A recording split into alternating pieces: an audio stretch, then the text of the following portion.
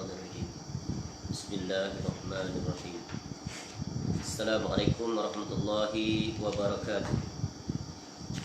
Innal hamdalillah nahmaduhu wa nasta'inuhu wa nastaghfiruh wa na'udzu billahi min shururi anfusina min sayyiati a'malina. May yahdihillahu fala mudilla lahu wa may yudlil fala hadiya lahu. Asyhadu an la ilaha illallah wahdahu la syarika lah wa asyhadu anna Muhammadan abduhu wa rasuluh. Ya ayyuhalladzina amanu taqullaha haqqa tuqatih wa la tamutunna illa wa antum muslimun. Ya ayyuhan nasu taqu rabbakumul ladzi khalaqakum min nafsin wahidah wa khalaqa minha zawjaha wa batha minhuma rijalan katsiran wa nisaa'a. Wattaqullaha alladzi tasaaluna bihi wal arham innallaha kana 'alaikum raqiba. Ya ayyuhalladzina amanu taqullaha wa qulu qawlan sadida yuslih lakum a'malakum wa yaghfir lakum dhunubakum. Wa may yuti'illaha wa rasulahu faqad faza fawzan 'azima. Amma ba'd. فإن أصدق الحديث كتاب الله وخير الهدي هدي محمد صلى الله عليه وسلم شر الأمور محدثاتها وكل محدثة بدعة وكل بدعة ضلالة وكل ضلالة في النار. اللهم إنا نسألك علما نافعا. Ya Allah, kami memohon kepada Engkau ilmu yang bermanfaat, wa rizqan thayyiba, dan rezeki yang baik, wa amalan mutaqabbala, dan amal yang diterima. Alhamdulillah, kita bersyukur pada Allah Subhanahu Wa Taala dapat semula kita bertemu pada malam ini untuk kita kembali menyambung kuliah kita dengan mengambil faedah daripada kitab yang bertajuk Tuhfatul Marid, hadiah bagi orang yang ditimpa ujian oleh Allah Taala, iaitu sakit, yang diterjemahkan sebagai tahurun insya-Allah, menjadi pribadi yang tegar di tengah badai duka. Sebuah kitab yang ditulis dan disusun oleh Syekh Dr. Abdullah bin Ali Al-Ju'aithin hafizahullah ta'ala. Sebuah kitab yang membahaskan secara komprehensif dan mencakup, iaitu memuatkan 7 perbahasan atau 7 bab, yang insya-Allah setelah mempelajari ketujuh bab ini, maka kita akan mendapat gambaran yang benar dan tepat, dan kita dapat berjalan dan berinteraksi dengan ujian sakit sesuai dengan aturan syariat, bagaimana yang Allah Ta'ala perintahkan kepada kita untuk menjalaninya. Maka dengan itu kita akan mendapat faedah yang tak terhitung banyaknya, ya, daripada anugerah yang dipersiapkan oleh Allah Ta'ala kepada orang yang sakit, ya, yang mengikut aturan-aturan yang telah ditetapkan. InsyaAllah pada malam ini kita akan meneruskan, ya, pada bab yang ke-6, bab yang ke-5, iaitu pada bahagian yang kedua. Bab yang ke-5 di bawah tajuk, dan bab yang ke-6 iaitu di bawah tajuk semua akan indah pada waktunya. Dan kita akan memasuki bahagian yang kedua, iaitu di bawah tajuk bersegera menulis wasiat, ke surat 243. Setelah kita mengambil faedah daripada bahagian yang pertama, iaitu tentang pengurusan waktu bagi orang sakit. Ini di antara perkara-perkara yang ketika mana seseorang itu berada di dalam keadaan sakit, maka hendaklah dia melakukan perkara ini, iaitu perkara yang harus dia persiapkan, ya, untuk menghadapi apa saja yang mungkin berlaku, terutamanya jika dengan sakit itu dia menemui ajalnya. Maka ini adalah perkara yang urgent, iaitu yang pertamanya tentu menggunakan sebaik mungkin masa yang ada, khususnya ketika dia diuji oleh Allah Ta'ala dengan sakit, agar dia memanfaatkan waktu itu, ya, dengan sesuatu perkara, perbuatan, aktiviti, amal yang memberikan kebaikan dalam jurusan dunia dan khususnya dalam urusan akhirat. Dan telah berlalu penjelasannya. Sekarang kita masuk bahagian yang kedua, iaitu bersegera menulis wasiat. Jadi dalam bab ini adalah merupakan bab yang penting, yang barangkali di antara kita banyak yang mengabaikannya. Ya, dan hendaklah di dalam kehidupan kita bukan tunggu sakit baru kita nak berwasiat, tetapi ketika kita sihat, hendaklah juga kita mempersiapkan diri dengan memberikan wasiat. Ya, wasiat bagaimana? Maka di sini Syekh Hafizahullah menjelaskan kepada kita. Baik, kita lihat dan kita dengar apa kata Syekh Hafizahullah Ta'ala dalam bahagian yang kedua di bawah tajuk bersegera menulis wasiat. Apabila anda mempunyai hutang kepada orang lain atau piutang terhadap mereka, atau anda ingin mewasiatkan agar sebahagian daripada harta yang dimiliki disedekahkan, maka bersegeralah menulis wasiat terkait hal-hal tersebut, sebab itulah yang diperintahkan kepada kita menurut as-sunnah. Ya, perlu difahami dan perlu diingati. Menulis wasiat bukan bererti ajal sudah dekat. Demikian juga sebaliknya, keengganan menulis wasiat bukan bererti ajal semakin jauh. Kerana tidak ada seorang pun yang mengetahui bilakah ajal menjemput seseorang. Jadi wasiat ini, ya, dia adalah suatu perkara yang dilakukan oleh, ya, individu kita kesemuanya, setiap orang. Khususnya jika dia itu adalah suami, ya, dan ketua di dalam rumah tangga, sudah tentu lebih aula dia menuliskan wasiatnya. Tak cukup dengan dia menyampaikan wasiat menerusi lisan, kerana lisan sulit untuk dibuktikan jika tidak ada saksi-saksi yang boleh dipercayai. Apatah lagi kalau ketika itu saksinya telah meninggal dunia lebih dulu daripada yang menyampaikan wasiat itu. Maka yang terbaik, wasiat adalah ditulis. Ya, ditulis. Nanti kita akan lihat contoh, ya, surat wasiat daripada salah seorang ulama di zaman kita. Ya, bagaimana beliau rahimahullah menuliskan wasiat. Dan wasiat itu beliau tulis, ya, 10 tahun lebih awal sebelum beliau meninggal dunia. Jadi lama setelah wasiat itu ditulis, kemudian pada tahun yang telah ditetapkan, ditakdirkan oleh Allah Ta'ala, maka beliau pun meninggal dunia. Dan dengan wasiat itulah berjalan segala perkara yang dia telah nyatakan setelah kewafatan atau kematiannya. Masya Allah. Ini contoh teladan yang sangat indah, salah seorang ulama Rabbani yang mencontohkan kepada kita untuk menghidupkan sunnah ini. Baik. Jadi wasiat sebenarnya merangkumi pelbagai hal, bukan hanya dalam urusan tentang harta, ya, tentang hutang piutang, bukan hanya tentang sedekah, ya, bukan hanya tentang, ya, zakat, hibah dan sebagainya, tetapi meliputi seluruh aspek, ya, yang berkaitan khususnya dalam urusan, ya, hak-hak Allah Ta'ala, begitu juga hak-hak manusia. Nanti kita akan lihat.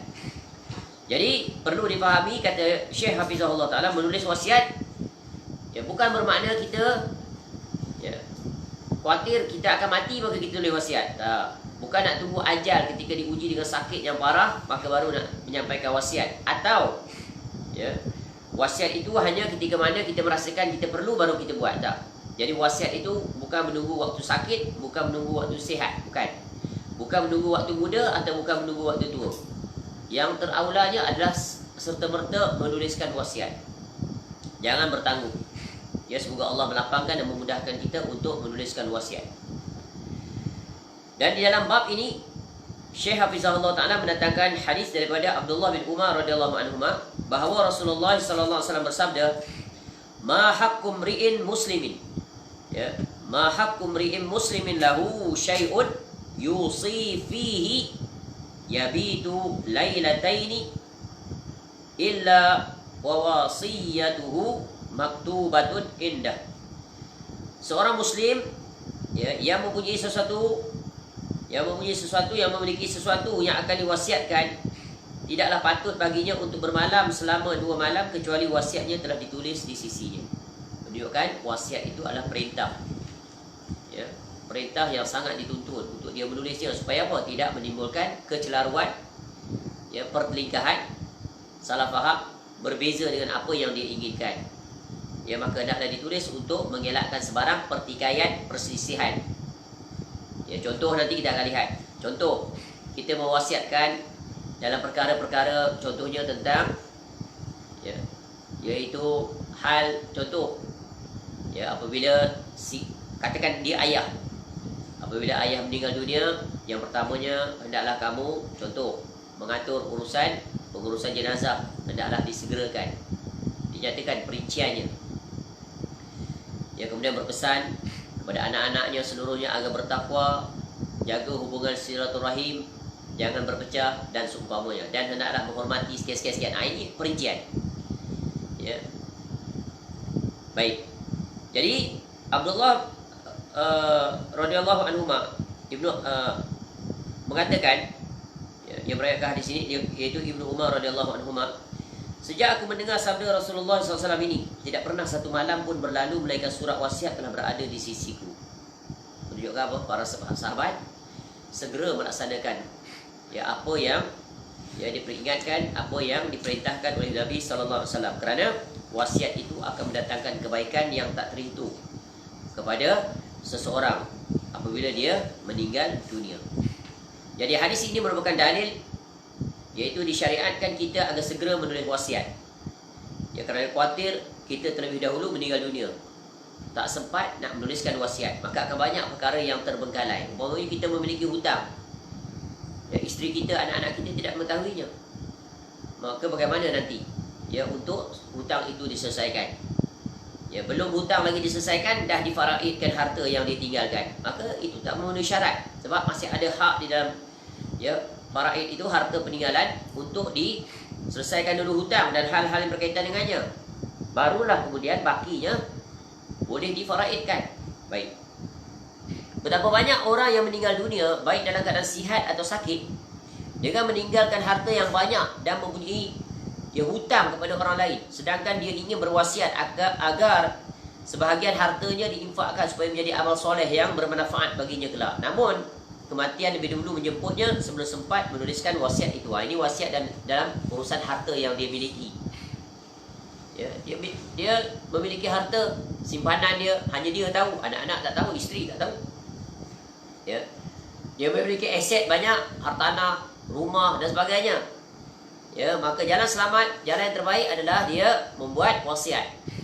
Ya, wasiat khususnya yang pertama, selesaikan dulu hutang piutang yang dia miliki. Ya. Kemudian barangkali dia ingin membuat hibah. Ya, hibah iaitu untuk sebagai sedekah bagi pihak dirinya.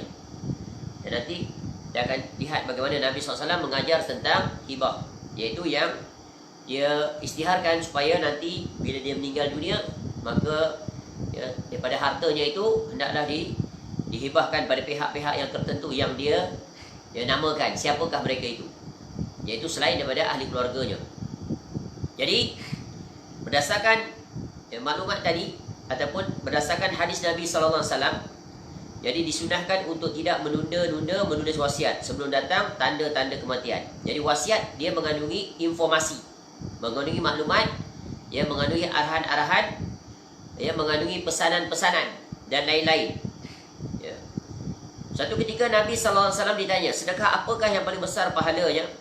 Ya, sebab di antara perkara yang memberikan kebaikan kepada orang yang bakal menemui ajalnya, khususnya ketika dia diuji dengan sakit dan dia merasakan ada tanda-tanda untuk dia tidak sembuh ataupun dia mati di atas sakitnya itu, maka di antara perkara yang dia inginkan manfaat daripada harta yang dia milikinya adalah sama ada dia kena selesaikan dulu, iaitu sama ada untuk dia sedekahkan, ya, sebagai hibah, ya, ataupun zakat yang belum dia tunaikan daripada hartanya itu.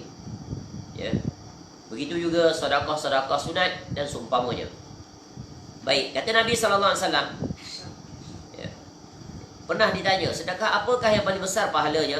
Lalu beliau SAW jawab, anta saddaqa wa anta sahihun syahi tukhshal faqra wa ta'mulul ghina wa la tuhmilu hatta idza balagatil hulqum qulta li fulanin kaza wa li fulanin kaza wa qad kana li fulan. Sedekah yang kamu keluarkan ketika mana berada dalam keadaan sihat, ya, yang sangat berat mengeluarkan harta, takut menjadi fakir, ya, dan mengharapkan kekayaan. Ya, sedekah yang kamu keluarkan ketika kamu berada dalam keadaan sihat itu berat. Ya, sebab masih sayang, sihat, harta banyak, sayang nak keluar harta, takut jadi fakir, dan mengharapkan kekayaan. Ya, bertambah bukan kurang. Sayang hartanya berkurang. Itu orang sihat. Kerana itu janganlah kamu menunda-nunda sedekah sehingga ketika roh hampir sampai di tenggorokan, barulah kamu berkata untuk fulan ini dan untuk fulan itu, padahal harta tersebut sudah akan menjadi milik fulan, jadi ahli waris. Jadi hadis ini nak menjelaskan iaitu tentang keutamaan bersedekah ketika sihat, bukan ketika sakit. Sebab ketika sakit tu dia tahu dah dia nak mati. Jadi harta tu dah tak ada nilai bagi dia. Kalau dia keluar waktu tu dia tak rasa berat. Yang beratnya bila? Ketika sihat. Sebab akalnya panjang. Cintanya kepada harta tu dia menggunung. Tu. Kedekut. Sayang nak bagi pada orang. Ya, tapi bila sakit hilang dah sifat sayang. Sebab apa? Dia tahu harta tu tidak ada manfaat lagi bagi dia. Sebab dia sedang berada di situasi kritis. Tak lama lagi, lambat laun dia akan mati. Disebabkan oleh sakit. Apatah lagi doktor telah memberikan informasi bahawa sakitnya berada pada stage yang terakhir. Tidak ada harapan umpamanya. Jadi daripada hadis ini kita dapat fahami bahawa kebakhilan umumnya terjadi, kedekut ini, sifat kedekut ini kebiasaannya terjadi ketika seseorang berada dalam keadaan sihat walafiat. Ketika sihat dia kedekut. Itu biasa. Ya. Jadi kalau dia bersedekah pada keadaan seperti ini menjadi bukti. Kalau dia ketika dia banyak harta, dia sihat, ketika itu dia menginfakkan hartanya, maka itu menunjukkan itu adalah keikhlasan niat, ya, insya-Allah, dan dia mendapat pahala yang berlipat ganda. Kerana ketika itu cabarannya sangat besar. Cabaran apa? Sayang terhadap harta.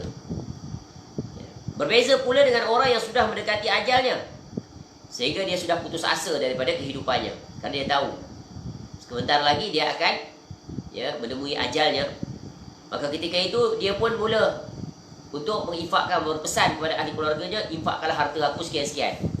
Ketika itu tak sama lagi dah. Sebab apa? Ketika itu tidak ada nilai lagi harta itu di sisinya. Ya, Masya Allah. Jadi ini menjelaskan tentang keutamaan dan kualiti di dalam bersedekah. Di situasi manakah yang lebih utama? Yang lebih utama ketika kita merasa nak bersedekah itu rasa sayang sangat, rasa berat hati. Ketika itulah sedekah kita memiliki kualiti yang paling terbaik. Adapun ketika kita tidak berasa keperluan padanya, maka ketika itu barangkali silap-silap tak dapat pahala. Bagi contoh macam ni, senang. Orang berniaga pada bulan Ramadan. Ni umumnya, bukan semua. Di kaedah umum kita berperhati. Orang yang berniaga, katalah dia berniaga kuih-muih ataupun air. Pelbagai air dia jual. Air sedap-sedap, macam-macam jenis air. Ya, air katira lah. Ya, air apa lagi? Air cicau, tepio, air kelapa, air bandung, air milo, air longan, ya, air mangga, ya, air laici, apa lagi? Air cicau, air itu yang sedap tu apa? Air koktel. Ni cendol, air cendol. Dan pelbagai air di bulan Ramadan kita jumpa. Insya-Allah. Ya. Beza kalau di awal dia bersedekah dan di hujung dia bersedekah. Kebanyakannya di hujung. Bila tak habis jualan dia, air dia banyak lagi, atau kuih-kuihnya banyak lagi, dia buat apa dengan air tu? Dia pun bungkus-bungkus, dia pun bagi pada orang yang lalu pada waktu nak puncak, nak berbuka puasa. Atau dia bungkus-bungkus, dia pergi hantar ke masjid untuk nanti waktu mori. Ya. Maknanya dia dah tak nak, dia tak ada keperluan lagi pada itu. Pada fikiran dia, daripada aku buang bazir, baik aku bagi masjid. Jadi maknanya dia bersedekah tu hasil lebihan yang dia tak ada kualiti pada dia, tak ada nilai lah. Berbeza tak kalau sebelum perniagaan itu dia dah bungkus siap-siap lah. Dia dah ambil lah satu-satu dia bungkus siap-siap, ini untuk masjid. Dia belum berniaga lagi. Kalau jumpa orang seperti ini memang muntas, luar biasa, superb dia. Tapi nadir. Jarang dijumpai orang seperti ini. Barangkali sulit. Kebanyakannya apa? Bila dah tak habis, tak terjual, tak laku, baki, balance, baru dah bagi pada orang. Sama tak nilai? Jauh di antara langit dan bumi. Sebab apa yang dia bagi itu adalah yang dia tak perlukan. Sama ni. Ya, dengan bab ini. Masya Allah. Jadi belajarlah supaya kita memberi sesuatu yang kita sayangi, yang kita rasa berat. Dengan itulah akan memunculkan keikhlasan. Ibaratnya jangan bagi pada orang apa yang kita tak inginkan. Itu bukan bernama bersedekah namanya. Itu kita jadikan orang, dalam bahasa Inggeris, bahasa kasarnya adalah dumping area. We dump what we don't want. Apa maknanya? You dumping something you don't want, meaning that's a wastage, waste. Yang tak ada nilai, kita tak ada, sampah kita bagi pada orang. Itu bahasa kasar. Jadi kalau nak bersedekah, beri sesuatu yang terbaik yang kita sayang. Ini prinsip seorang Muslim. Contoh, kita nak bagi pada jiran umpamanya. Kita balik kampung, musim buah durian. Banyak buah durian penuh di belakang bonet kereta kita. Kita beri sama ada durian yang terbaik pada jiran, atau kita beri yang kita tak inginkan. Yang kecil-kecil, kemetot, yang pecah-pecah lah duriannya, yang nampak 5 hari gugur. Atau kita berikan dia yang terbaik, yang besar-besar, yang sehat-sehat, montel duriannya, masih bau harum semerbak. Atau yang itu yang kita bagi. Ini saja beza. Jadi jadikan tabiat, berikan yang terbaik kepada sesiapa saja, apatah lagi kepada jiran kita yang paling dekat. Ya, berikan yang terbaik. Itulah sedekah yang bernilai tinggi, ya, di sisi Allah Subhanahu Wa Taala. Cuba lihat, belajar daripada kisah anak Nabi Adam alaihissalam, 2 orang itu, Qabil dan Habil. Nampak? Itu contoh teladan mula-mula. Ya, bagi yang terbaik apa akibat, bagi yang terburuk apa akibat. Ya, sehingga akibat itu berlaku pembunuhan, kedengkian. Baik, kembali. Jadi, ya, jadi tak sama kita bersedekah ketika kita dah nak mati berbanding dengan ketika kita sihat. Jadi ketika sihat, ketika kita berada dalam kondisi yang payah, ada lagi orang yang lebih payah. Ketika itu kita mengeluarkan untuk membantu orang lain. Itulah kepayahan yang mendatangkan kemanisan iman. Halawatul iman, inilah dia nikmat. Bila kita terasa berat, maka itulah nikmat dalam bersedekah. Contoh, kita pergi masjid, ada tabung masjid, ya, maka kita lihat yang mana kita nak bagi. Yang paling kita rasa tak ada kerugian apa-apa, tak rasa langsung kejanggalan, tak rasa langsung berat hati, bagi RM1, nothing. Tapi kalau bagi RM10, dah rasa berat sedikit. Bagi RM50, lagi berat. Bagi RM100, paling berat. Itu. Sesekali kita buat begitu. Luar daripada kebiasaan. Sebab apa? Nak mengajar hati supaya jangan ada sifat hubud dunia, hubud mal. Ya, tengok ni, kaedah yang penting. Nabi SAW ajar. Sebab apa? Di antara perkara yang perlu diwasiatkan adalah hal yang berkaitan dengan urusan harta.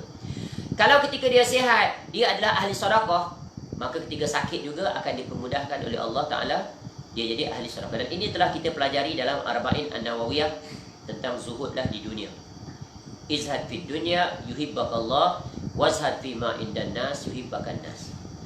Dan kita telah jelaskan konsep, iaitu di dalam berurusan dengan harta, jangan dipegang di telapak tangan terlalu kemas kuat, jangan juga dibuka terlalu luas.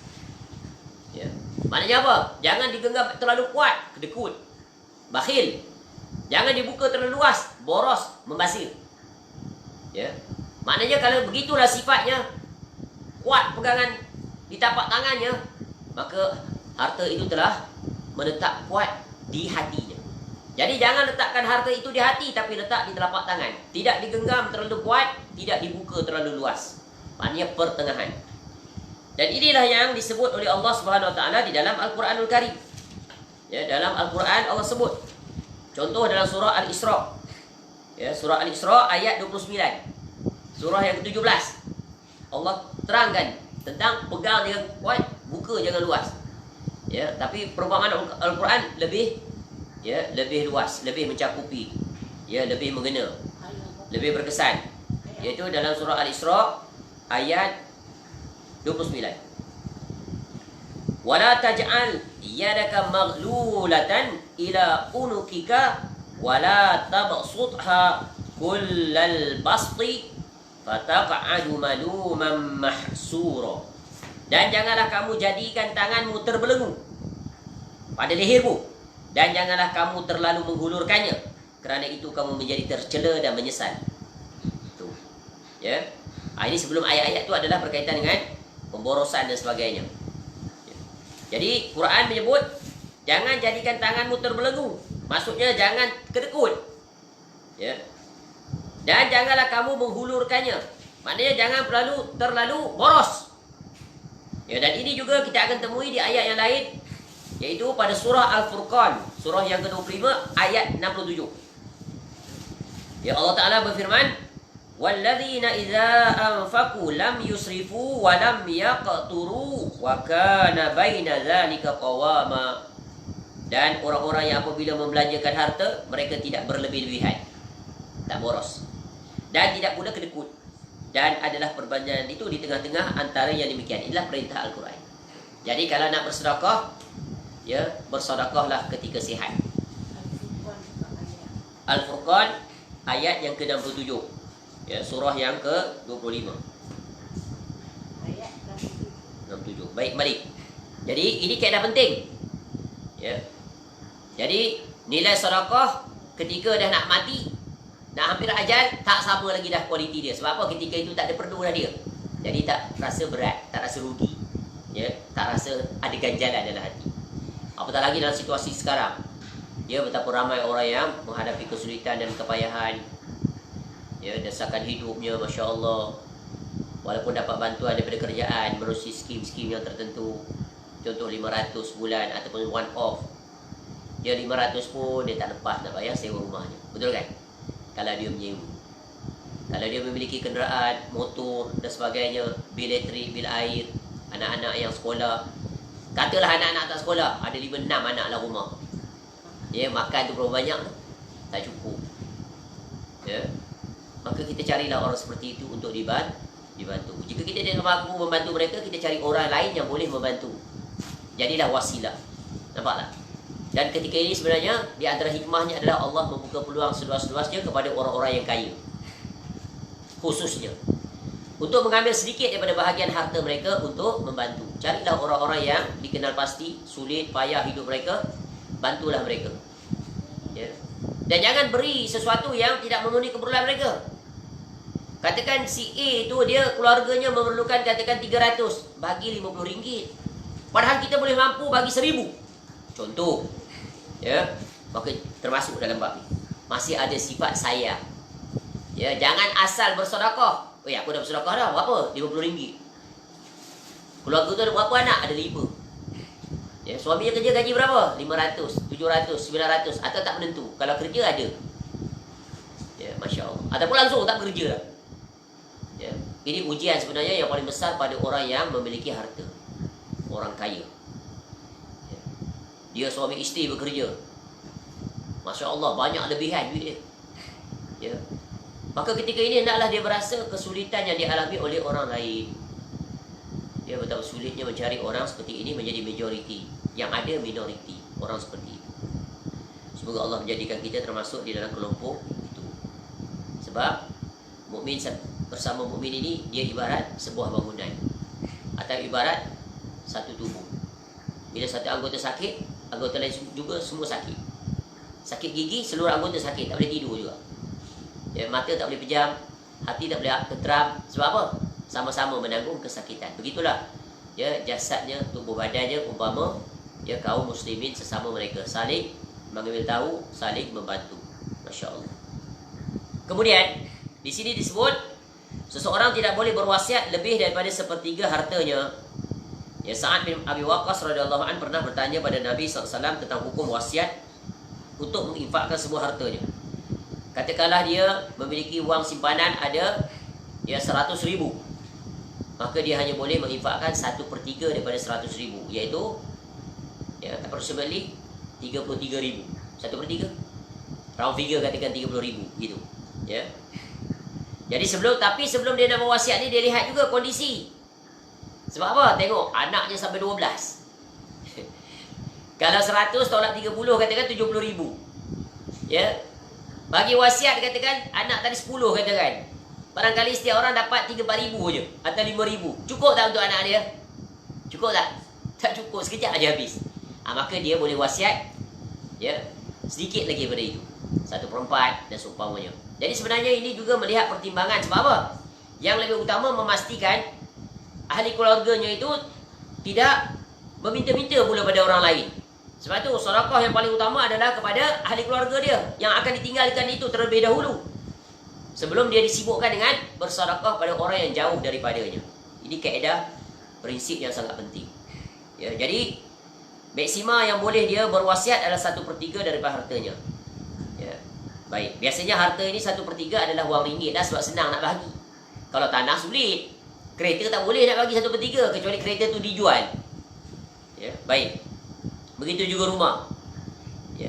Lalu ya, Sa'ad bin Abi Waqqas radhiyallahu anhu bertanya kepada Rasulullah SAW tentang hukum wasiat untuk menginfakkan semua hartanya. Dia nak infak semua, boleh tak? Lalu Nabi SAW menjawab, tidak boleh. Ya, Sa'ad bertanya lagi, bagaimana kalau 2/3? Nabi SAW jawab, tidak boleh. Kalau 1/2, tidak boleh juga. Kemudian Nabi SAW bersabda, "Ats-tsulusu was-tsulusu katsir." Boleh berwasiat sebanyak 1/3 harta, dan itu pun sudah banyak. Kata Nabi SAW, 1/3 pun dah banyak lah. Ya. Dari Ibnu Abbas radhiyallahu anhuma, dia mengatakan, seandainya orang-orang mereka mahu menurunkan batasan wasiatnya dari 1/3 ke 1/4, niscaya hal itu lebih baik. Sebab Rasulullah SAW bersabda, boleh berwasiat sebanyak 1/3 harta, dan itu pun sudah banyak. Jadi mudah bahasanya, lihat keperluan ahli keluarga kita yang akan ditinggalkan. Kalau anak ada 1-2 je tak apa, 1/3 banyak lagi dapat pada dua orang tadi, betul kan? Tapi dah anak ada 10 kecil-kecil lagi, ada isteri lagi. Isteri dia tak bekerja pula. Nanti kalau faraid, isteri dapat sikit sehari. Perempuan, anak isteri dapat berapa? Nanti anak lelaki 4, katakan 6 anak perempuan, bahagi-bahagi daripada 2/3. Sebab 1/3 dia dah wasiatkan. Jadi sebab itu wasiatkan dia kurang daripada itu lagi. Sebab itu ketika kita nak bersedekah ni, yang aulanya adalah ketika kita sihat. Di situ dah kita memperbanyakkan sedekah kita. Jadi kalau ketika kita nak berwasiat wahibah kita tadi, dah di-cover oleh amalan yang telah kita lakukan waktu kita sihat. Faham ni? Sebab apa? Tak sama ketika kita bersedekah di hujung usia, apatah lagi bila kita bersedekah itu menyebabkan terzolimi ahli keluarga kita. Bagi-bagi dapat anak beranaknya seorang 1000 je.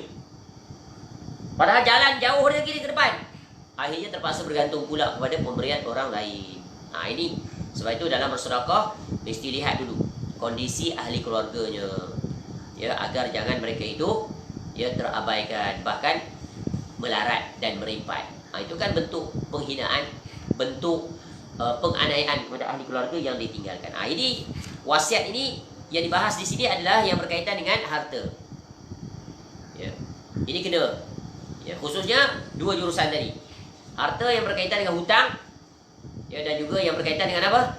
Dengan sedekah pribadi. Ya, orang yang diuji dengan sakit yang dia merasakan, ya, nanti kalau dia meninggal maka ada sesuatu untuknya. Tetapi sebenarnya kalau dia ketika dia hidup, dia ahli sedekah, dia ahli ibadah, maka sebenarnya itu sudah memadai baginya. Sekarang dia adalah ahli kebaikan. Dan ini khususnya berlaku kepada orang-orang yang ketika di dunia barangkali dia ahli maksiat. Ya, dia banyak melakukan kemaksiatan. Ya, hartanya sangat kedekut untuk disedekahkan. Ini akan membantu dia 1/3, paling maksimum. Baik. Jadi tapi tak salah kalau dia nak menghibahkan 1/3, tapi dengan syarat tadi, memastikan ahli keluarga yang ditinggalkan itu dia tidak terzolimi. Boleh faham? Tak, itu hibah ni bukan untuk ahli keluarga. Ya, hibah ni khususnya untuk, contohnya dia nak infakkan 1/3 untuk buat masjid, untuk wakaf pada mana-mana. Itu maksud dia. Ya, baik. Dan ini adalah hal khusus berkaitan dengan harta, dan yang lebih menjangkau daripada itu adalah hal-hal yang berkaitan dengan pesanan-pesanan, wasiat-wasiat kepada ahli keluarga.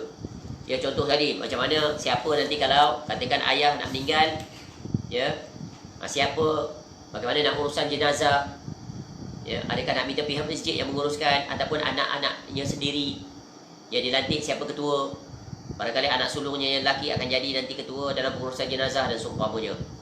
Ya, kemudian sampai ke perkuburan. Ya, dan yang paling utama adalah tentunya kita yang memahami tentang sunnah, hendaklah kita mewasiatkan kepada ahli keluarga kita, hendaklah jenazah kita diuruskan sesuai dengan sunnah Nabi SAW untuk menutup pintu-pintu terbukanya bid'ah. Ya. Mari kita lihat contoh wasiat salah seorang ulama yang sungguh dia berjalan di atas sunnah dan hidupnya diabadikan untuk memperjuangkan, menghidupkan dan menyampaikan kepada umat tentang betapa wajibnya, urgentnya kita berjalan di atas sunnah Nabi SAW. Tak lain dan tak bukan itu Syekh Nasiruddin Al-Albani rahimahullah, seorang ulama hadis yang dekat dengan zaman kita. Iaitu seorang ulama hadis yang berasal daripada Albania dan meninggal di Jordan dalam usia sekitar 88 tahun pada tahun 1999 bersamaan dengan iaitu 1420 Hijrah. Dan beliau adalah seorang ulama hadis yang meninggalkan kitab yang banyak sekali, lebih daripada 200 lebih karangan kitab-kitab beliau yang khusus dia dalam mengajak umat agar iltizam, berjalan di atas manhaj salaf, berpegang teguh dengan Al-Quran dan As-Sunnah. Dan banyak kitab-kitab beliau rahimahullah yang sangat besar sekali faedahnya, dan sudah banyak kitab-kitab beliau rahimahullah diterjemahkan ke dalam bahasa Indonesia khususnya, dan ada beberapa yang diterjemahkan di dalam bahasa Malaysia. Maka hendaklah kita berusaha untuk mendapatkannya dan memenuhi perpustakaan peribadi kita, kerana kitabnya sangat bermanfaat. Di antara kitabnya yang sangat bermanfaat, yang memberikan kesedaran kepada kita untuk berpegang teguh dengan sunnah, iaitu kitab yang sangat tersebar luas, iaitu kitab tentang sifat solat Nabi SAW. Begitu juga contohnya kitab Ahkam Al-Janaiz yang sangat besar faedahnya, untuk kita bagaimana panduan di dalam mengurusi pengurusan jenazah daripada awal sampai selesai. Ini di antara kitab-kitabnya yang sangat besar faedahnya, dan kitab ini sudah diterjemahkan di dalam bahasa Indonesia. Begitu juga beberapa kitab banyak. Jadi milikilah kitab-kitab beliau rahimahullah, kerana mengajak kita berpegang teguh dengan sunnah Nabi SAW dan menjauhi bid'ah. Dan kitabnya yang paling monumental iaitu ensiklopedia yang berkaitan dengan iaitu silsilah hadis sahih dan hadis dhaif yang terdiri daripada belasan jilid itu. Tapi itu dalam bahasa Arab. Maka itu hendaklah kita berusaha untuk mendapatkan keseluruhan kitab-kitab beliau rahimahullah, terutamanya dalam bab yang berkaitan dengan hadis, seperti silsilah hadisnya, kitab-kitab seperti At-Taghrib wa Tarhib dan sebagainya, banyak. Maka berusahalah untuk mengoleksi kitab-kitab tersebut. Mari kita lihat contoh di antara banyaknya sunnah-sunnah Nabi SAW yang dihidupkan semula, yang diperkenalkan oleh Syekh rahimahullah kepada kita. Sehingga salah seorang ulama, iaitu salah seorang murid beliau rahimahullah, mengarang kitab, dan di dalam kitab tersebut dijelaskan tentang di antara sunnah-sunnah Nabi SAW yang dihidupkan semula, yang diperkenalkan kepada umat untuk dilaksanakan. Contoh yang paling ketara, tersebar luas di seluruh dunia, iaitu tentang menghidupkan khutbatul hajah yang sering kita baca di awal kuliah. Innal hamdalillah nahmaduhu wa nasta'inuhu wa nastaghfiruh. Yang khutbah ini biasanya kita dengar khususnya di Nusantara ketika khutbah kahwin. Baca khutbah ini. Sebenarnya bukan di situ saja, di setiap ucapan dan seumpamanya. Kerana khutbah ini memiliki maksud yang sangat agung, khususnya penerapannya di zaman sekarang. Kerana di hujungnya diberikan peringatan agar kita berpegang teguh dengan sunnah dan menjauhi bid'ah. Masya Allah. Baik, mari kita bacakan apa wasiat Syekh rahimahullah. Yang wasiat ini beliau rahimahullah tulis, iaitu pada tahun 1410 Hijrah bersamaan dengan 1228 Jamadil Awal. Dan Syekh rahimahullah meninggal dunia pada iaitu 22 Jamadil Akhir 1420 Hijrah, maknanya setelah 10 tahun. Ditulis 28 Jamadil Awal, dan beliau rahimahullah meninggal pada Jamadil Akhir 1420 Hijrah dalam usia 88 tahun. Sekadar contoh wasiat. Apa kata beliau rahimahullah dalam teks wasiat yang beliau tulis ini? Bismillahirrahmanirrahim. Aku wasiatkan kepada isteri dan putra-putriku, teman-teman dan siapa saja yang menyintaiku. Yang pertama, jika sampai kepadanya berita kematianku, hendaklah yang pertama kali dilakukannya memanjatkan doa kepada Allah. Istirja, inna lillahi wa inna ilaihi raji'un. Bukan macam masyarakat kita baca Fatihah. Itu tidak ada sunnah Nabi SAW. Ini kan menghidupkan satu sunnah Nabi SAW yang banyak terabaikan. Kemudian yang kedua, memanjatkan doa. Ya, kemudian agar aku diampuni dan dirahmati. Jangan tangisi atas kematianku dengan cara nihayah, meratapi dan mengeraskan suara. Jika sunnah. Pada kebiasaan orang tak dapat menerima kenyataan, meronta-ronta, menangis, meratap, ya, dan sebagainya. Yang kedua, hendaklah segera menguburkan jenazahku dan jangan beritakan kepada kerabat serta saudara-saudaraku terkecuali setelah melaksanakan apa yang menjadi kewajipan mereka dalam mempersiapkan jenazahku. Tengok ni. Ya, segera. Jangan tangguh. Jangan tunggu anak aku yang di Amerika balik, yang di Singapura balik, yang di Johor balik. Ni kan masyarakat kita selalu begitu. Sampai tertangguh 2-3 hari. Sampai tertangguh pagi meninggal hari ni, petang asar baru nak dikebumikan. Atau besok yang lebih parah, atau besoknya. Ya, Masya Allah. Segera, kerana itu adalah sunnah Nabi SAW. Sebab tu Syekh Rahimahullah kata, ya, jangan beritakan pada kerabat dan saudara. Sebab apa? Khawatir nanti akan melambatkan urusan jenazahnya. Nak tunggu anak dia balik, cucu dia balik, tak perlu. Ya. Kemudian hendaklah saudara Izzat Khidir Abu Abdillah, iaitu jiran dan temanku yang ikhlas, memimpin permandian jenazahku bersama orang-orang yang ditunjuk untuk membantunya. Syekh Rahimahullah ada point tak? Bukan anak dia, tapi jirannya, kerana dia mengetahui tentang peribadi orang tersebut, ya, yang memahami, ya, yang dipercayai, yang tentunya akan melaksanakan pengurusan itu sesuai dengan aturan yang telah diwasiatkan oleh Syekh Rahimahullah, berjalan di atas sunnah Nabi SAW. Yang ketiga, aku memilih dikuburkan di kuburan yang terdekat dari rumahku. Ya, Syekh Rahimahullah kata kalau aku meninggal di situ, ya, rumah dia umpamanya atau di tempat lain, maka segera kuburkan di tempat yang berhampiran. Jangan dipindahkan jenazah tu. Contoh meninggal di Al-Ustaz.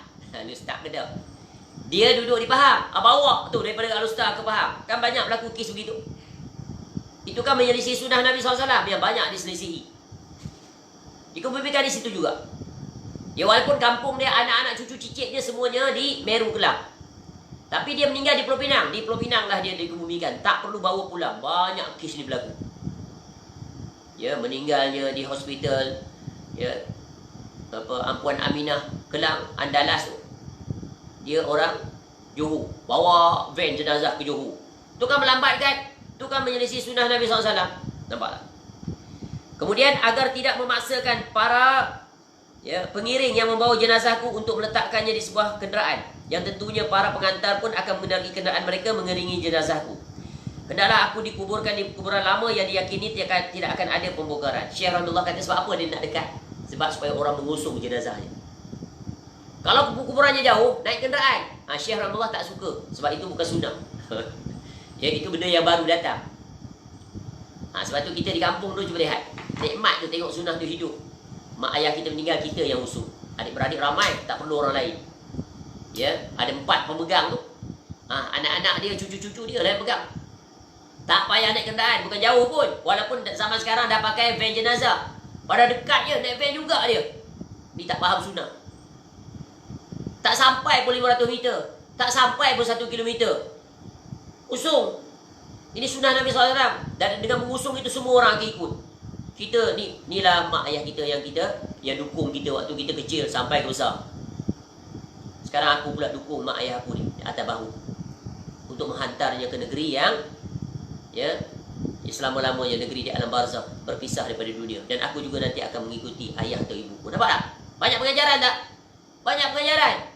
Mengingatkan kita tentang kematian, menginsafkan diri kita, yang menambahkan lagi keikhlasan kita berdoa kepada Allah sambil kita melangkah. Ya Allah, ampunilah dosa ibuku, ampunilah dosa ayahku, ya Allah. Ya, yang telah mendidik aku, membela aku daripada kecil, besar jasanya, ya Allah.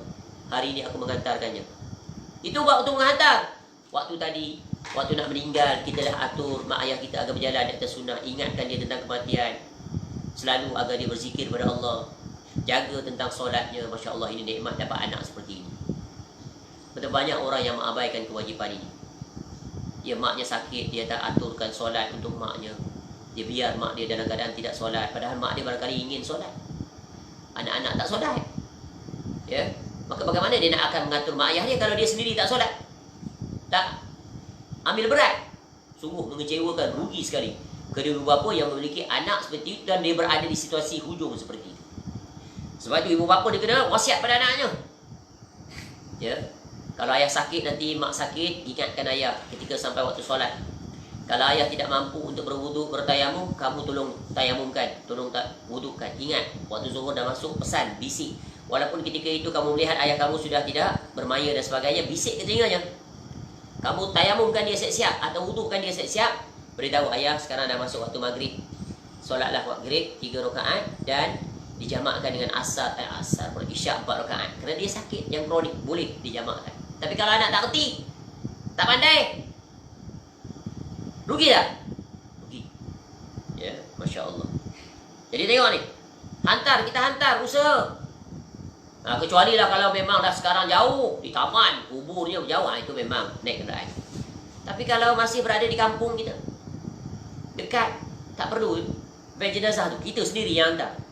Ya, ini tengok wasiat yang sangat indah kerana berjalan di atas sunnah. Kemudian Syekh rahimahullah menyambung lagi, bagi mereka yang berada di negeri tempat meninggalku, agar tidak menyampaikan berita kematianku kepada putera-puteriku yang berada di luar negeri, apalagi kepada selain mereka, kecuali setelah jenazahku dihantarkan ke permakaman. Itu dia. Ni kadang-kadang anak ni waktu hidup ziarah mak ayah pun tidak. Setahun sekali pun payah. Bila mati bukan main lagi. Jangan kubumikan lagi lah. Belum tak jumpa ayah, tak sempat lah. Ini dah kan terakhir. Ini penyakit ni. Nampak tak? Kita nak ziarah mak ayah kita ketika mana? Bukan tunggu dia sakit. Ketika dia sihat. Ya, ketika mak ayah kita susah, mak ayah tak pernah datang ke alasan untuk tidak memenuhi apa yang kita inginkan. Ketika mak ayah kita khususnya berada di usia tua, wajib kita meluangkan waktu untuk menziarahinya. Kalau tak dapat, tanya khabar, bantu mereka, ya, datangi mereka. Tapi anak-anak di zaman sekarang banyak seperti itu, ya, tersibukkan dengan urusan anaknya sendiri, lebih utama daripada orang tuanya. Padahal orang tuanya satu je tinggal, salah satu, sama ada ibunya atau ayahnya. Setahun tak balik, itu pun tunggu hari raya. Itu pun bukan hari pertama pergi rumah ayah dia, hari pertama pergi rumah orang lain. Itu pun kalau datang just touch and go, 1 hari 2 je, kemudian balik semula. Tak berlama-lama dia, sibuk dia. Sibuk dengan rumah dia, sibuk dengan anak nak masuk sekolah. Masya Allah. Ketika hari kematian baru sibuk. Tunggu saya pulang, saya nak jumpa ayah dan sebagainya. It's too late already. Macam mana hidup nak dapat keberkatan? Kalau beginilah cara kita bersikap dalam melayani ayah atau ibu kita. Ya, camkan ini. Sebab itu benar kata orang tua-tua. Ya. Seorang ibu, seorang ayah dapat menjaga anaknya semua sekali. Kata anak dia 10, kata anak dia 15. Ada orang dulu 15, 20 pun ada. Satu ibu. Bukan 4, 1. Boleh jaga semua. Habis usia, bayangkan seorang ibu memiliki anak 10, 11, 12, 13, 14, 15. Kahwin muda, umur belasan dah kahwin. 13 tahun dah kahwin, 14 tahun dah kahwin, 15 tahun dah kahwin. Susah, satu-satu anak berderet. Ya. Kadang-kadang setahun 2 orang anak. Awal tahun lahir 1, hujung tahun lahir 1. Orang dulu. Ya, tapi tak pernah mengeluh. Bekerja mereka. Dia besar anak-anaknya. Tapi bila anak besar, berjaya, hebat, bergaya, yang 12, 15 ini belum tentu boleh jaga satu mak atau satu ayah. Tak mungkin. Tak akan dapat menyamai. Itu adalah rumus sunnatullah. Kecuali orang-orang yang Allah jaga anak-anak mereka itu, anak-anak yang soleh dan soleha. Silih berganti di antara mereka itu menjaga. Masya Allah. Dan beruntunglah di antara sekian banyak anak itu, anak satu-satunya itu yang menjaga, beri perhatian pada kedua ibu bapanya. Duduk bersama dengan keluarganya. Ini adik-beradik yang lain wajib memberikan keutamaan kepada salah satu adik-beradiknya yang mengorbankan masa dia, sanggup untuk menjaga, untuk memberikan perhatian kepada ibu dan ayahnya, apatah lagi ketika di usia tua. Banyaknya cabaran, betul kan? Ibu umpamanya, ayah umpamanya, ya, dia buang air besar, tak boleh lagi dah ke tandas. Buang air kecilnya juga begitu. Mandi, makan, pakai dia semua dia atur. Ya, maka berbahagialah, maka berberkahlah anak itu yang dapat menjaga, menyantuni kedua ibu bapanya seperti itu. Anak-anak lain wajib memuliakan anak yang satu tadi. Contohnya dia abang, adik dia yang menjaga, atau kakaknya, maka wajib dimuliakan. Dia ambil tahu sebab dia telah berjasa besar dalam mengambil tugas kita. Faham? Ni ingat. Dia tu satu, adik-beradik dia ada 10. Dia seorang mengambil tugas yang 10 ni. Tak sama yang 10 dia bagi duit ke bagi apa, tak akan sama sekali. Ya, Masya Allah. Ini peringatan. Sementara kita ada ayah dan ibu, jaga mereka ini. Ya, ziarahi mereka. Ya, kerap mengambil tahu. Terutamanya ketika mereka usia dah tua. Ketika itulah lebih kerap kita susun jadual dengan adik-beradik kita. Minggu ni kau balik, minggu depan kau balik pula. Minggu depan kau balik. Selalu datang. Jangan datang ke alasan sibuk kerja. Jangan datang ke alasan duit tak ada. Kau pergi berjalan Cameron Highland, pergi Pulau Pangku, Langkawi ada duit. Balik untuk melihat, menziarahi mak ayah kamu tu tak ada duit. Memang tak ada duit sungguh nanti kamu. Ya, itu tanda-tanda hilang keberkatan hidup, sungguh bencana. Ketika mak ayah kita telah meninggal, apa yang boleh kita buat? Apa jasa yang kita nak boleh buat? It's too late already. Menyesal pun sudah tidak berguna. Tak boleh, masa tak boleh diundur. Kita dah sebut tentang pengurusan masa. Masya Allah, ini pelajaran yang sangat besar. Wahai orang-orang yang meremehkan bab yang ini.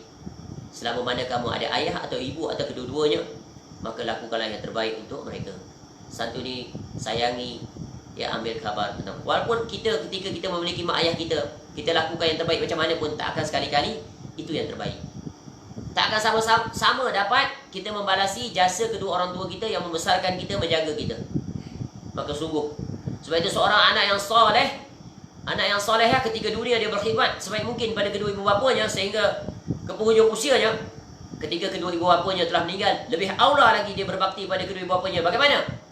Iaitu sentiasa berdoa kepada Allah Ta'ala agar diampuni dosa kedua ibu bapanya. Dan yang kedua, iaitu hendaklah dia berusaha untuk menjadikan dirinya anak yang soleh dan soleha ke tahap paling maksimal untuk dirinya dan untuk keberuntungan kedua ibu bapanya yang sedang berada di alam barzakh. Kenapa? Kerana Nabi SAW menyebut, "Iza matal insan inqata'a amaluhu illa min salas. Sadaqatun jariyah wa ilmun yantafa'u bih wa waladun soleh yad'ulah." Bila kita jadi anak yang soleh, seluruh amal kita semua automatik dapat pahala untuk kedua orang tua. Apa saja yang kita buat, apa saja yang kita amalkan, kita baca Quran, kita mengajar ilmu, semua pahala kita itu semua automatik kedua ibu bapa kita dapat. Tak perlu kita nak niat, aku baca Quran ni niat nak pahala untuk ayah aku bersedekah ni niat pahala. Tak perlu, automatik. Sebab apa? Sebab anak adalah hasil daripada usaha kedua ibu bapanya. Ya, itulah dia akan dapat pahala berterusan. Ya, jangan sekali-kali menjadi anak yang toleh, anak yang bermaksiat. Kasihan ibu bapa kita yang berada di alam barzakh. Ya, ketika mana ibu bapa kita berada di alam barzakh, barangkali dulu di dunia dia tak banyak amal. Dia sedikit. Kita tahu mak ayah kita latar belakang bagaimana. Setiap orang tahu. Ya, dengan keterbatasannya dan sebagainya, kesibukannya sebagainya, membesarkan anak yang belasan orang barangkali. Kesulitan, kepayahan. Ya, barangkali waktu muda mereka tak solat, tapi kemudian di usia tua Allah beri hidayah, mereka istiqamah. Ya, mereka melakukan amal-amal ketaatan. Ya, kalau daripada ukuran kita, ya, barangkali mak ayah kita sedikit amalannya. Ya. Bagaimana cara kita nak membantu? Dia sudah tidak boleh beramal. Kita ni, bayangkan kalau anaknya ada 10, ada 11, ada 15, semua anak-anak yang soleh dan soleha, maka berbahagialah dia. Duduk, dapat pahala berterusan. Inilah perniagaan yang paling menguntungkan. Sebab itu, didik anak-anak agar menjadi anak yang soleh dan soleha. Ya, orang sekarang, kebanyakannya tak. Anaknya kaya dan bergaya, berkarier, berkerjaya, berjawatan, memiliki harta banyak. Bagaimana kita nak tahu? Senang je. Bila kita berjumpa dengan seseorang, dia akan menceritakan tak anak dia. Oh, anak saya seorang jadi engineer. Anak saya dulu belajar kat US, universiti sekian-sekian. Anak saya seorang lagi, 2 orang jadi doktor. Satu bekerja di hospital sekian. Oh, sebut very detail. Ini boleh dibaca lah. Dia bangga dengan kejayaan dunia anak-anak. Ya. Sedikit sekali lagi dia akan menceritakan, ya, tentang anaknya. Oh, anak saya alhamdulillah, dia 2 orang. Walaupun tak belajar tinggi, tapi hafal Quran. Sekarang mengajar anak-anak mengaji. Sebenarnya tak perlu cerita pun bab itu. Tapi nak cerita bahasa masyarakat sekarang bila bertemu, dia suka cerita tentang kehebatan, kejayaan yang diraih oleh dirinya dan anak-anaknya. Jadilah orang yang keluar daripada aturan itu. Tak perlu kita nak menceritakan tentang kehebatan apa yang diraih oleh kita atau anak-anak kita. Tak perlu. Apatah lagi ketika kita membicarakan dengan orang tersebut, anak-anaknya tidak berjaya seperti anak kita. Kita contoh, anak saya Dia baru ni dapat masuk MRSM, dapat asrama penuh. Tapi sebab COVID, online saja. Yang dia sedang berbicara itu adalah ya jirannya yang anaknya satu pun tak lulus SPM. Patut ke? Tak patut. Tak perlu. Ya, cerita yang lain yang menggembirakan dia. Sedih tak dia? Sedih. Oh, anak dia sekian. Anak dia ni semua kerja operator kilat. Ya, kerja itu kerja ni yang jauh langit dan bumi dengan pencapaian. Tak perlu. Ya, tak perlu. Ya, kita ni patut menyembunyikan seluruhnya. Cerita hal-hal yang mendatangkan kegembiraan pada orang tersebut. Masya Allah. Lihat kembali sini. Itu sebagai faedah tambahan. Ya, Syekh Rahimahullah bagi contoh. Ya, sebab apa? Dia khawatir nanti kalau tunggu anak dia beritahu anak itu anak ini, mereka hilang, tak dapat mengawal perasaan. Sedih amat sangat. Ya, barangkali khawatir ucapan-ucapan itu. Jadi kalau aku dah meninggal baru kau beritahu. Bila mereka pulang, ya, apa yang boleh mereka lakukan? Ya, mereka langsung saja ke kuburan. Ya. Di kuburan itu hidupkan sunnah, iaitu solat jenazah di kuburan. Masya Allah. Baik. Ya. Sebab itu Syekh Rahimahullah kata sini apa? Hal itu aku maksudkan agar mereka tidak dikuasai oleh luapan perasaan yang dapat mendorong mereka untuk berbuat apa saja sehingga menyebabkan tertundanya pemakaman jenazah pun. Dan berapa banyak kes berlaku begitu. Pernah saya menyaksikan satu kes, Masya Allah. Dahlah lambat di makamkan jenazah itu. Sampai di pekuburan tunggu pula orang lain datang satu-satu. Kemudian dibuka pula wajah jenazahnya. Kemudian dicium pula di kuburan itu. Tak tanam-tanam lagi sampai matahari terik. Masya Allah. Untuk apa? Nak suruh kawan dia datang, mak saudara dia datang. Ini aib. Apatah lagi yang akan dikebumikan itu wanita. Yang dikelilingnya ramai kaum lelaki. Ini sungguh musibah di atas musibah yang tak faham tentang sunnah Nabi SAW. Kemudian kata Syekh Rahimahullah, aku memohon kepada Allah, ya, Azza wa Jal, agar berjumpa dengannya dalam keadaan dosa-dosaku telah diampuninya, baik yang terdahulu maupun yang terkemudian. Lihat, dan wasiat apa sebut lagi, mohon kepada Allah. Ya. Demikian pula aku wasiatkan seluruh isi perpustakaanku agar diserahkan kepada perpustakaan Universiti Islam Madinah Al-Munawwarah. Baik berupa kitab yang telah dicetak, ya, yang difotokopi, manuskrip yang kutulis dengan tanganku atau yang ditulis oleh orang selainku. Ya, hal ini aku lakukan kerana ketika menjadi, ya, dosen pensyarah di sana, aku memiliki kenangan dan kesan-kesan indah tak kala berdakwah, mengajak manusia kepada Al-Quran dan Sunnah sesuai dengan manhaj salafus soleh. Syekh Rahimahullah pernah mengajar di Universiti Madinah. Ketika awal-awal penubuhan Universiti Madinah, iaitu di bawah, ya, rektornya iaitu kalau tak silap Syekh bin Baz Rahimahullah. Itu zaman keemasan di mana ulama-ulama kibar, ya, Masya Allah, yang menghasilkan pelbagai murid di seluruh dunia, hidupnya dakwah sunnah sampai sekarang.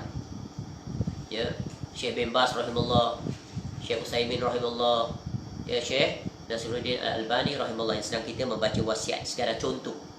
Ya. Jadi dia memiliki nostalgia yang sangat indah ketika itu, sekitar lebih kurang 3 tahun lebih kalau tak silap. Dan dia telah menghidupkan mata pelajaran iaitu tentang ilmu hadis, tentang bagaimana nak mentakhrij dan sebagainya. Sungguh luar biasa.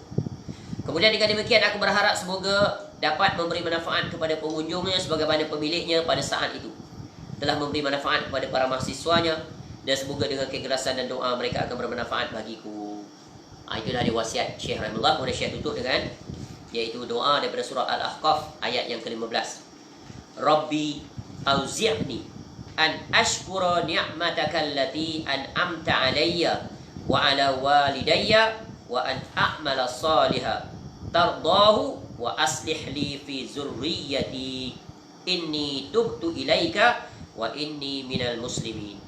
Ya Rabbku, tunjukilah aku untuk mensyukuri nikmat-Mu yang telah Engkau berikan kepadaku dan kepada ibu bapaku, dan agar aku dapat melakukan amal soleh yang Engkau redai, serta berikanlah kebaikan kepadaku dengan memberi kebaikan kepada anak cucuku. Sesungguhnya aku bertaubat kepadamu dan sesungguhnya aku termasuk orang-orang yang berserah diri. Masya Allah. Ditulis pada 28 Jamadil Ula, ya, Jamadil Ula 1410 Hijrah. Muhammad Nasiruddin Al-Albani rahimahullah. Semoga Allah Ta'ala yang memasukkan Syekh rahimahullah ke dalam syurga Firdaus, yang bersama dengan, ya, Rasulullah SAW dan, ya, para sahabat, serta sebagaimana yang sering kita baca doa, yang bersama dengan, ya, ma'alladina an'amta alaihim ila akhirat, ya, doa. Baik. Jadi ini contoh teks wasiat Syekh Al-Albani rahimahullah, seorang ulama Rabbani, seorang ulama Salafi, ya ulama di zaman kita ini, ya, yang telah memberikan satu contoh yang baik dalam menghidupkan sunnah Nabi SAW. Maka kita juga ya hendaklah bersegera menulis wasiat ya sesuai dengan apa yang kita ingin sampaikan, ya, yang lebih komprehensif ataupun yang ringkas sesuai dengan apa yang hendak kita sampaikan. Jadi wasiat itu melibatkan dua jurusan. Satu wasiat yang berkaitan dengan hak-hak Allah Ta'ala, dan satu lagi wasiat yang berkaitan dengan hak-hak sesama manusia. Masya-Allah. Baik. Jadi ini adalah di antara perkara yang hendaklah dilakukan oleh seseorang, khususnya bagi orang-orang yang berada dalam situasi sakit. Apatah lagi dia ditimpa sakit COVID-19. Bersegeralah dia menulis kerana ya chancesnya adalah kritis. Ya. Dan beberapa contoh di lapangan ya, sehingga ada beberapa orang ulama di zaman kita ini yang meninggal akibat ditimpa penyakit COVID. Masya Allah. Ya, sebagaimana yang telah kita sebut sebelum ini, beberapa ulama dan yang terkini, sebagaimana ya salah seorang ulama Quran di Indonesia juga meninggal disebabkan oleh COVID itu. Itu semuanya adalah qadar Allah. Ya, Allah telah pilih di kalangan hamba-hambanya untuk akhiri ajal mereka dengan ujian musibah sakit. Dan dengan sebab itu mudah-mudahan mereka termasuk di dalam orang-orang yang mendapat tanda-tanda husnul khatimah, yaitu sebagaimana orang yang ditimpa penyakit taun dan sebagainya mendapat syahid di dunia. Baik, ini adalah bab atau bahagian yang kedua, yaitu tentang ya perintah atau anjuran untuk kita segera menulis wasiat. So Raida dia buat tentang wasiat ditulis. Ya, boleh ditulis ya, dan dia boleh diubah dari masa ke semasa. Tapi poin-poin penting yang nak kita sampaikan, khususnya yang berkaitan dengan hutang piutang, ya, harta, ya, begitu juga wasiat yang berkaitan dengan supaya kita nanti ya diuruskan dengan sunnah Nabi SAW. Itu yang paling utama. Sebab itu di zaman sekarang khawatir nanti kalau kita meninggal diatur dengan cara yang menyelisih sunnah Nabi SAW, sungguh kerugian serugi-ruginya. Kerana itulah perjalanan akhir kita. Ya, ketika kita meninggal, maka kita nyatakan, contoh di antara perkara yang banyak dilakukan oleh masyarakat, iaitu mengadakan ya, majlis tahlilan setelah kematian, kenduri dan sebagainya, tinggalkan. Sebab itu bukan sunnah Nabi SAW. Ya, Nabi SAW hanya memerintahkan kita untuk iaitu berkabung selama 3 hari. Jangan ya meratapi yang sebagaimana Syekh Rahimahullah sebut tadi, ratapan makan-makan di rumah orang yang meninggal, itu adalah bid'ah yang mungkarah. Ya, yang dinyatakan khusus juga di kalangan para ulama Syafi'iyah. Bukalah kitab-kitab mazhab Syafi'iyah seperti kitab Furuq Masail, ya, seperti kitab Sabil Muhtadi, ya, begitu juga Kashful Lisan. Jadi situ disebut itu adalah bid'ah mungkarah.